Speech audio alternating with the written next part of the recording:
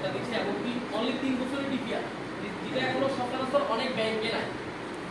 ঠিক আছে, আমাদের এখানে ব্যাংকের লোকেরা আছে, আলহামদুলিল্লাহ অগ্রণী ব্যাংকের বাইরে আছে, অগ্রণী ব্যাংকে এখন কিন্তু 5 বছরের 3 বছরের মেয়াদি ডিপিএস নাই আলহামদুলিল্লাহ। জাস্ট হাতে গলা কয়েকটা ব্যাংকের 3 বছরের ডিপিএস আছে, আর যেটা সোনালীতে আলহামদুলিল্লাহ